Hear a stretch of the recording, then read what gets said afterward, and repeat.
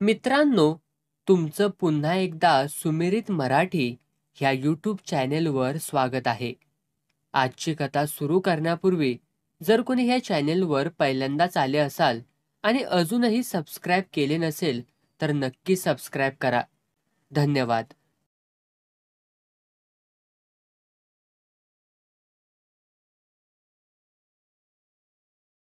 रस्त्याच्या कडेला मारून टाकलेल्या कुत्र्यासारखी वेताळाची वाडी वसली होती. खादाड माणसासारखी पाय पसरून पडली होती. गाव कमालीचा आळशी, कामापेक्षा बोलणंच जास्त. फालतू गोष्टीलाही माणसं नको तितकं महत्व द्यायचीत. नकट्या नाकाच्या अस्वलासारखा जो तो नव्या बातम्यांचा वास काढीत हिंडायचा. क्षुल्लक गोष्ट घडली तरी 4 गुणगुळी टाळकी एकत्र यायची, चर्चा करायची. बाकीचे भिडू कान पाडून ऐकायचे. रिकाम्या माणसांची संख्याच जास्त होती. बापानं बांधल्यासारखा जो तो चावडी समोरच्या पारावरती टेकलेला असायचा. बघावं तेव्हा 10-15 उपल्या आहेतच. सावली झेलत एकमेकांची तंबाखू खात गप्पा चाललेल्या असायच्या. कसं आणि किती हसावं याला मर्यादाच नाही. पारावरची तरणी पोरं हसली तर तिकडं पानवट्यावरच्या गोबऱ्या पोरी दचकायच्या. बहुतेकांचा दिवसाचा बराच वेळ पारावरतीच बसण्यात जायचा. कमालीची माणसाळलेली 2 कुत्रीही पारावर बसायची. माणसा इतकंच त्यांचंही कौतुक चालायचं. जुन्या धोत्राचा सोगा सावरीत आणि खांद्यावरचा नवा टॉवेल झुलवीत न्हाव्याचं तरणं पोरगं आलं. नुकत्याच शिवून घेतलेल्या पायातल्या जोड्यासकट पाय पारावरती ठेवीत म्हणालं, "काय तात्या, आरामात बसलायसा जणू. मग आता काय करायचं?" त्या सदबानं मारली हाक म्हणून आलूया. काय खबर बात? कसली खबर घेऊन बसलायस? ह्या गावात काय दमच राहिलेला नाही आता. टाळकं खाजवा व असं काय घडनाच झालंय. घडलं तरी खाजवाल का? आता हे बोलणं झालं वैर तुझं. हा गोरख, बघ शिवराम काय म्हणतोय त्या. काहीतरी बातमी घेऊन आला असल. जातीचा न्हावी हाय त्यो. कुणाच्या डोसक्यात किती केस हायती ते इचरा त्याला, नेमका सांगल. साधा नव्ह त्यो, लय हुशार हाय. नुसता हुशार नव्ह, लय चालू हाय. गावकी करून वर तालुक्याला जातय कामाला. रातची येताना 10ची नोटबी आणतय. काय कमी हाय वय त्याला? तुम्हाला काम करायला कुणी नको म्हणतंय वय? खरं हाय बाबा तुझं. अरे शिव्या, तू कारागीर, आम्ही असं बिनसाळच्या पोरावाने रिकाम टेकडं. नावी पारावरती चढला. नीट सावरून बसला. लिंबाची काडी कानात फिरवीत म्हणाला, "हे बघा तात्या, ह्या गोरक्याला वळणावरती आणणारा माणूस जन्मायचा हाय अजून. वळणाव न याला काय झालं? चांगला मास्तर भेटायला पाहिजे. मास्तरचा ह्याला काय बी उपयोग नाही. ह्याच्यासाठी एखादी झकास मास्तरीण पाहिजे. कवळ्या वाट्या पाटरावाणी, अवकाळ अशी. शिव्या लेका, त्या गावाच्या नशिबात असावं लागतंय. माळावरती उगवून काय उगावणार? नुसत्याच बाभळी. नारळीचं झाड उगवायला रानबी तितक्याच ताकदीचं लागतं. ते बघा शेलार मास्तर आलं तर ऐकल बिकल आपलं." रान मांजराच्या शेपटीसारख्या आपल्या झुपकेदार मिशापिळीत सावळ्या रंगाचा पुढारी छाप शेलार मास्तर नव्या कोऱ्या धोत्राचा सोगा सावरीत तडातडा आला. पारा जवळून पुढं निघाला. "राम राम मास्तर." "राम राम. लय घाईत दिसतायसा." "घाय हुयासारखीच घटना घडली या बाबा." "काय म्हणतायसा काय?" "अरे बाबांनू, नवी मास्तरीण येत्या की आज." "आईला मी तरी शिव्या न्हावी मगाशी बोललंच बघा. खरं सांगतायसा व्हय मास्तर?" "मग लेका, चांगली बामणीन हाय बामणीन, गुरी पानाक्षी. तुम्ही बघितल्यासा का?" "कशाला बघितली या? लेका, बामणीन म्हणल्यावरती काय काळी असत्या वय? न्हावी कधी गोरा असतो का? तसंच हाय." "हे धोंड्या, इकडं य. भडव्या निवांत बसलायस लिंबाच्या खोडात. शाळेचा शिपाई म्हणून पगार खातोयास आणि इथं गप्पा छाडतोयास व्हय? ये लवकर, हे 2 रुपये घे. शेडग्याच्या माळ्यात जाऊन चांगली डझनभर केळी आण." पळाला धोंड्या. मास्तर सरकणार तोवर तात्या हसत म्हणाले, "बाईच्या स्वागताची जोरात तयारी दिसतीया." "दूध पाहिजे ना, मग म्हशी मोर घाला भरडा. तशातला प्रकार हाय ह्यो." "काय शेलार मास्तर, तुमच्यासारख्या मोर्चा पावरचा माणूस आपल्या गावात कोण हाय का?" आव गावातला असून बी काय वड बशिवलाय साळत. वा, मानलं तुम्हासने. बरं, आता गप्पा वाढवून वेळ खाऊ नकासा माझा, चलतो मी. भराभरा ढेंगा टाकत ओठावरची मिशी कुरवाळीत मास्तर शाळेकडे वळला. शेलार मास्तर म्हणजे एक अजबच वल्ली होती. बांधावरच्या वारुळासारखा तो गेली 10 वर्ष गावातल्या शाळेतच मास्तर म्हणून चिकटून राहिला होता.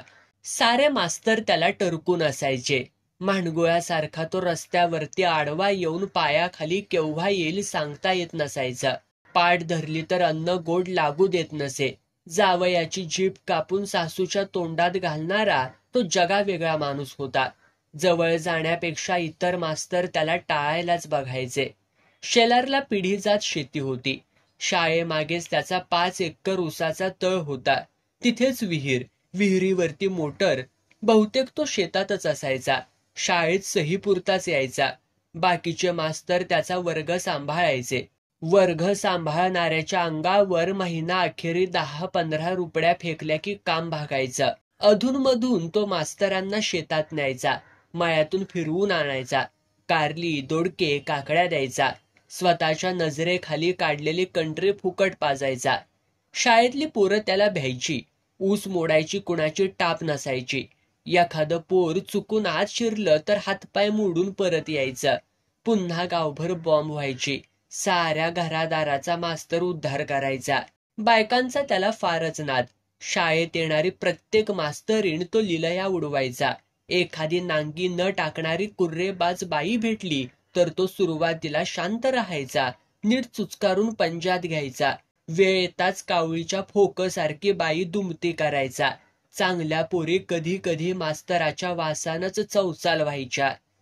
शाळा हा शेलार मास्तरचा साईड बिझनेस होता. तो नेहमीच म्हणायचा, ह्या पुळचट नोकरीत दम नाही. पण लोकांनी आपल्याला म्हणण्यापरास मास्तर म्हणलं की बरं वाटतंय. 4 लोकात गेलं की मान मिळतो. म्हणून हे मास्तरकीचं गोणपाट अंगावरती वागवायचं. नाहीतर काय हाय ह्यात. मास्तर शाळेच्या व्हरांड्यात आला तशी तरंगणारी पोरं पळाली. आपापल्या जागेवरती बिथरून बसली. तो सरळ ऑफिसात गेला. शाळेच्या व्हरांड्यातच 3 भिंताडं घालून ऑफिस केलेलं, 2 खणाचं. शाळेचे हेडमास्तर कविटकर आरामात पडून घोरत होते. हा माणूस म्हणजे एक निरुपद्रवी पण चिंतनीय बाब होती. दिवस रात्र झोपायचा. शाळेचं ऑफिस त्यांना सासूरवाडीसारखंच वाटायचं. डोळे कावीळ झाल्यासारखे सदान कदा पिवळे. दातांना मिसरी माहीत नाही. पोटाचा मारुती झालेला. पठ्ठ्या एकेकाळचा स्वातंत्र्य सैनिक. सरकारने स्वातंत्र्यवीर या नावाखाली महिना 250 रुपये पेन्शन सुरू केलेली. नोकरी करायची म्हणून करायची. कामाचा कंटाळा, झोपेचा नाही. सरकारी मानधन मिळायला लागल्यापासून सगळे त्यांना स्वातंत्र्यवीर म्हणायचे. शेलार जेव्हा ऑफिसात आला तेव्हा हे स्वातंत्र्यवीर एका विशिष्ट सुरामध्ये घोरत होते. मास्तर खाली बसला. वहीतला कागद फाडला. सुरळी केली. सरळ नाकात घातली तसे स्वातंत्र्यवीर जागे झाले. जोरदार शिंक मारली. कोण हाय? मी शेलार हाय. हा हा हा असं पुटपुटत ते उठले. फाटक्या बनियांवरच होते. एकदा बेमटावरून हात फिरवला. जांभळी दिली. तोंडावरून हात फिरवीत म्हणाले, शाळा सुटली काय? अव सुटली नाही, भरल्या आत्ताशी. 12 वाजल्या ती. इतक्यात कशी व सुटल? अजून 2.5 तास अवकाश हाय. पोरं जीवन आली तर का? केव्हाच. आम्ही बी जेवलो. तुम्ही जीवतो ना? जीवतो. आईला आमचा डबा कुठं गेला? हा, त्यो बघा त्या पेपराच्या गठ्ठ्या माग हाय. धोंड्या कुठ हाय? हे धोंड्या, वीर काय म्हणत्या ती बघ. जा रे, त्या सरसा मावशीच्यातून थोड्या शेंगा आणचा. भाकरीबर वाल्या शेंगा चांगल्या लागत्या ती खायला. स्वातंत्र्यवीर चरू लागले. शेलारांनी नाक उडवलं आणि मध्येच विषय काढला. आजचं टपाल बघितलंय का गुरुजी? हा, तेच बघून झोपलो होतो. कोणतरी बर्वे म्हणून बाई येतीया. हा, तिला आणायला शिपाई पाठवायला हवा. हो हो, पाठवा की. येळ झाल्या गाडीची. झाली नाही, होऊन गेली. 11च्या गाडीनं येणार होती. आता कुठली येतीया? काय नको कुणी पाठवायला. तसं नसतंय शेलार मास्तर. एखाद्या वक्ती गाडी लेट बी येत्या. उशीर होतोया. स्टँडवर पाठवायला हवंच कुणीतरी. तो धोंड्या अजून कसा काय आला नाही? कुठला येतोय त्यो? सगळ्या शेंगा खाणार. मग नाही मिळाल्या म्हणून सांगायला येणार. तुम्ही म्हणताय ते खराय, माणसं लबाड झाल्या ती. हिथं जेवल्यावरती चघळण्यासारखं काहीच नाही का व? हे पेपराचं गट्ट चालत असले तर बघा आपलं. तुम्ही आत्र्यांसारखेच विनोदी आहात हो. शेलार शांत राहिले. वीर मास्तरांच्या पिशवीत नेहमीच ताम्रपट असायचा. स्वातंत्र्याचा विषय निघायचा अवकाश, ते लगेच पिशवीतून ताम्रपट बाहेर काढायचे, कोणालाही दाखवायचे. भकास तोंडानं जुनं पुराण सुरू करायचे. वीर मास्तरांनी पिशवी जशी जवळ ओढली तसे शेलार मात्र दचकले. आता हा माणूस ताम्रपटाला हात घालणार हे ओळखून शेलार मध्येच म्हणाले, गुरुजी, ती पिशवी ठेवा तिकडं खुंटीला अडकवून. आधी बर्वेबाईंचं काय करायचंय ते ठरवा. हो, तो विषय महत्वाचा आहे नाही का? नुसता महत्वाचा नाही, मोस्ट इम्पॉर्टंट. बरोबर. ए धोंड्या, रिकामा चालास ना. शाब्बास. बोलू नगस. काय सांगणार ते ओळखलंय मी. पाणी आण तांब्याभर, नाहीतर डेरा फुटला म्हणशील. हे नकाशे हिथं रस्त्यात कशाला ठेवल्यात यास र? त्या कणशाला कवा अक्कल दिल देव जाणं. आधीच हापीस बारकाड, त्यात ही गर्दी. काय शेलार, शाळा भरण्याची बेल दिली का? कवाच भरली शाळा मास्तर. सहज गमतीनं विचारलं व. आपली गमजा हो. मी यात येऊ का? एक गोड, नाजूक पण धारदार आवाज कानावरती पडला तसा शेलार गरकरने वळला. हेडमास्तरांनी नुसती मान वर केली. आपणाला त्रास दिल्याबद्दल क्षमस्व. मी स्नेहलता बर्वे, चिपळूणहून येते. या आलं लक्षात. या बर्वेबाई, आम्ही आपलीच वाट बघतो या मगाधरनं. वीर मास्तर पाटकिरनं उठले. अरे धोंड्या, खुर्ची आणि एक बघू. असू द्या, मी बसते हिथं सतरंजीवर. म्हटलं जॉईनिंग रिपोर्ट अपॉइंटमेंट डेटला दिलेला बरा म्हणून आले. गाडी नाही भेटली वेळेवरती, उशीर झाला हो थोडा. असू द्या, तुम्ही वेळेतच आलात. अहो आमचा तो डेंगळे मास्तर बी जून मध्ये ऑर्डर निघाली. आला केव्हा इथं? ऑगस्टला. मी म्हटलं आता झालाच उशीर तर सरळ दिवाळीच करून य. रडला बिचारा. दुसऱ्या दिवशी आजारी बायको पोरं घेऊन आला. जाऊ द्या म्हटलं. काय शेलार मास्तर? हेडमास्तर आपणच का? हो, माझं नाव कविटकर, पण सगळे मला वीर मास्तर म्हणतात. तुम्हीही म्हटलं तरी चालेल हो. त्याचं काय हाय, बापानं ठेवलेल्या नावापेक्षा जवळच्या माणसांनी ठेवलेलं नाव कवाबी श्रेष्ठच. काय कारण अशी नावं कळत्या वयात ठेवलेली असतात. काय यांना ओळखतासा का? नाही. हे शेलार मास्तर. नमस्कार. रागावू नका, पण मी कुणालाच नमस्कार करत नाही. ती शाळेच्या मागची जमीन दिसत्या ना, ती सगळी माझीच हाय. सगळा ऊस. वर पांदीच्या रानात 8-11 मध्ये साळ केलीया. तिकडं खाली 5 बिघ्यात. हे बघा शेलार मास्तर, ती साळ राहून द्या रानामध्ये. शेती हाय रोजचीच. जरा साळचं बघा. तो जॉईनिंग रिपोर्ट कुठाय तेवढा भरून घ्या बाईकडनं. छे, आपल्याला नाही जमणार. असं नका करूसा बरं का बाई. शेलार आहेत म्हणून आम्ही आहोत. काय शेलार? शेलार खुश झाला. आत्तापर्यंत बाई आल्याची बातमी सर्वत्र पसरली होती. बाईंना बघायला बाकीच्या वर्गातले 4 मास्तर आणि पारावरचे 22 लोक ऑफिसच्या दारात येऊन उभे राहिले होते. गर्दी पाहून वीर मास्तर चिडले. शेंगानं मिळाल्यानं आधीच चिडलेले, त्यात इतर मास्तर सहभागी झालेले पाहून तर ते जास्तच रागावले. का र बाबांनु गर्दी केल्या? तुम्ही शहाणी माणसं ना. यापूर्वी बाई कधी बघितली नव्हती? जावा पाया. एक कार्ट्यांनो, काय बघताय सारं वाकून घोरपडी गत? मास्तर, तुम्ही सगळी जण आधी वर्गात जावा बघू. तुम्हाला समजना तिथं पोरासने व काय म्हणायचं? शेलार बर्वे बाईकडे टक लावून पाहत होता. हिरव्या किनारीचं पांढरं शुभ्र सुती पातळ, पाठीवरती काळ्या भोर लांब सडक केसांची मनगटासारखी जाड पण नाजूक वेणी, गळ्यात सोन्याची नाजूक साखळी आणि डाव्या हाताच्या मनगटावर चिमणीच्या डोळ्या एवढं घड्याळ. लाल बुंद गाजराळलेला देह, चेहरा कमालीचा रेखीव. यामुळे बाई मोठ्या मोहक वाटत होत्या. चौकातलं सिने पोस्टर आपल्या समोर जिवंत होऊन आले की काय असा क्षणभर शेलारांना भासच झाला. जॉईनिंग रिपोर्ट भरून घेताना त्यांच्या मखमली बोटांचा झालेला स्पर्श साऱ्या अंगभर भिनला होता. हातातली पर्स त्यांच्या इतकीच नाजूक होती. बसल्या बसल्या त्या एकूण वातावरणाचा अंदाज घेत होत्या. नुसत्या नजरेवर त्यांनी शेलार झोखला होता. त्याच्या काळ्या भोर मिशांतून फणा काढणारा कोबरा त्यांच्या नजरेतून निसटला नव्हता. तरीही त्या प्रसन्न होत्या. तोंड देखलं हसत होत्या. बोलता बोलता आपल्या मोहक नजरेची पखरण त्या सर्वांवरच करत होत्या. घ्या, केळी घ्या, दमून आला असाल. शेलाराचं हुकमी शस्त्र. नको, उगी कशाला त्रास घेताय. घ्या हो, आता केळ्यावरतीच भागवा. रात्री आमच्याकडेच जेवायला या. मस्त श्रीखंड पुरी करतो. शेलारानं रामबाण फेकला. तुम्हाला हो कशाला त्रास. यात त्रास कसला.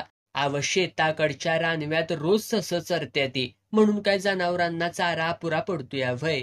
आमचा मळा अजून तुम्ही बघितलेला नाहीसा. 7 एकरात आलं लावलंय. शेलार मास्तर, त्या मळ्यातलं आलं मळ्यातच राहून द्या.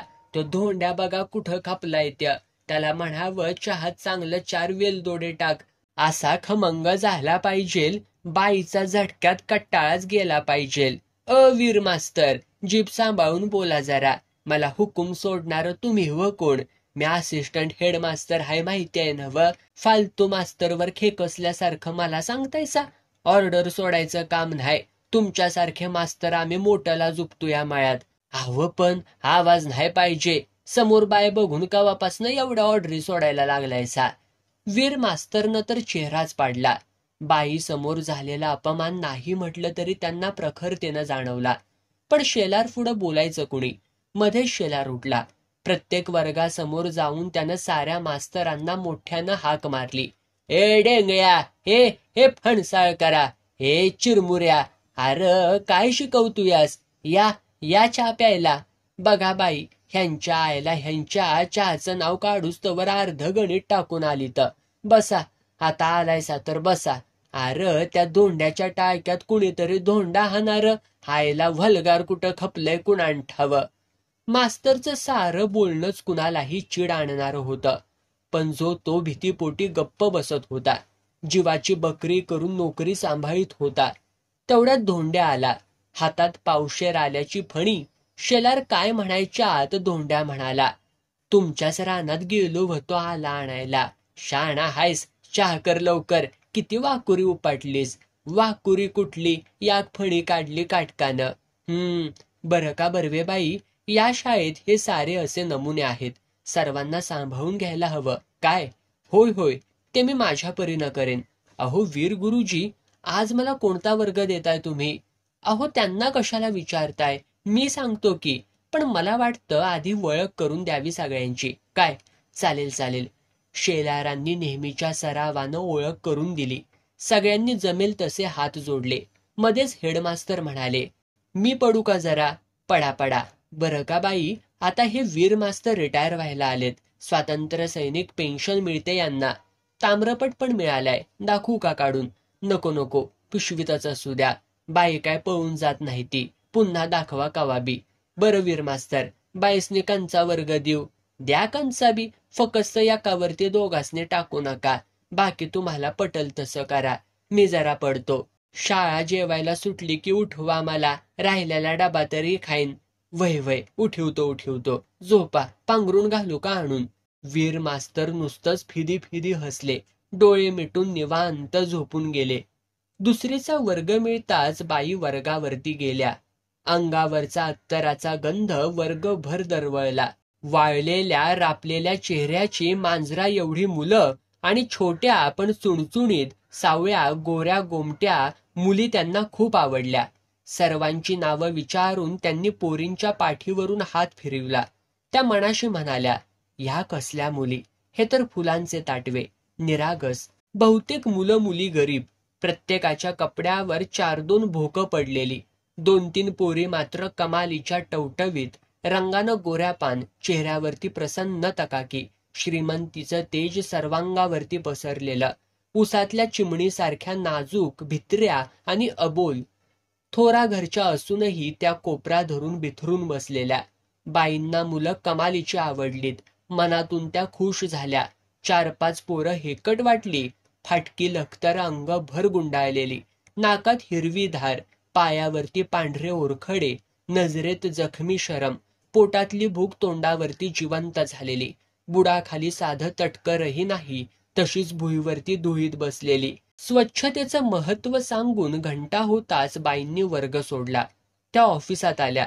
समोर कातीव पोशाखातला पुढारी पाहताच गपकन थांबल्या. पांढऱ्या शुभ्र नेहरू शर्टवर काळं जॅकेट घातलेला आणि जाड पण व्यवस्थित मिशा कापलेला पुढारी सिगारेट फुंकत आरामात खुर्चीवर बसला होता. भरीव मनगटातील सोन्याची साखळी लक्ष वेधून घेत होती. खिशाला चांदीचं पेन लटकत होतं.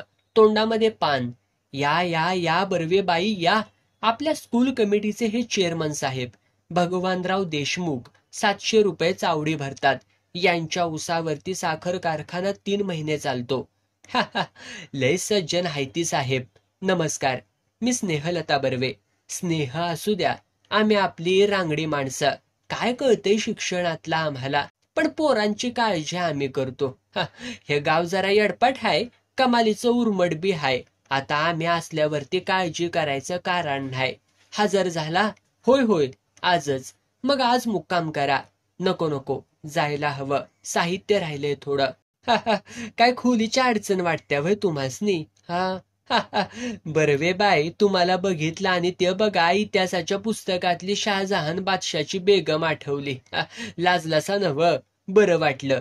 अव तुमच्यासाठी खुली काय, चांगला बुरुजाचा वाडा सुधीक बांधून देऊ. चला, आमच्या वाड्यात आरामात राहावा.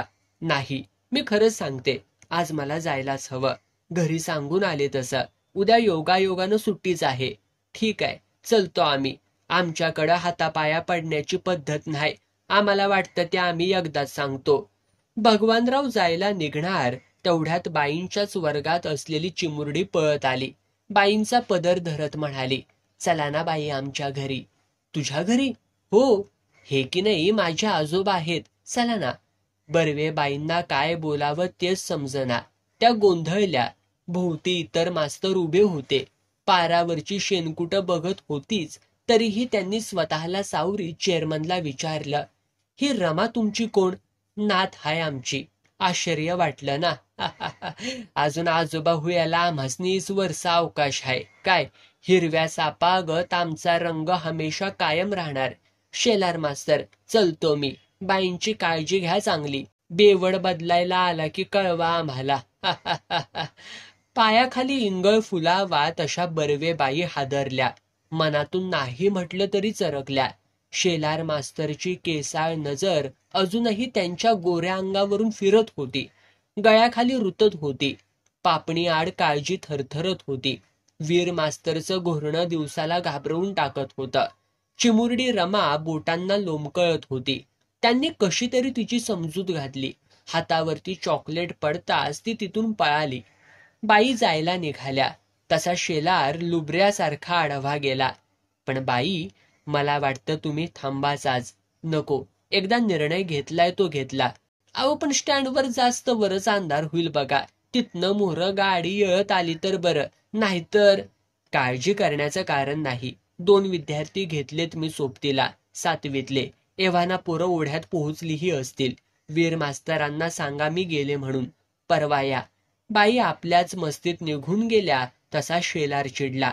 पेपरांचा गठ्ठा वीर मास्तरांच्या अंगावरती फेकत म्हणाला, स्वातंत्र्य सैनिक, झोपतायचा कसला आता? उठा, शाळा सुटली आणि पळा घराकडं. का सांगू धोंड्याला बाहेरनं कुलूप लावायला? सरकारनं कसा ताम्रपट तुम्हाला दिलाय ते कुणान ठावं. वीर मास्तर पटकन उठले. चिडून बोलले, कसा दिला म्हणजे? हवा 5 महिने तुरुंगात होतो. मारा थापा, म्हणे तुरुंगात होतो. बसला असाल उसात काणकी चगळत. हे धोंड्या, सगळं वर्ग लावलेस ना र? हापीस बी घे बंद करून. आणि ही घंटा बाहेरच ठेवलीच वय. साल्यान हिल की कुणीतरी रातचं. लव्हाराकडनं कुऱ्हाड करून घ्याला. ठेव जा आतमध्ये नेऊन. जरा खिडकीतनं वर चढून बघ, एखादं पोरग बिरग राहिलंय का आतमध्ये.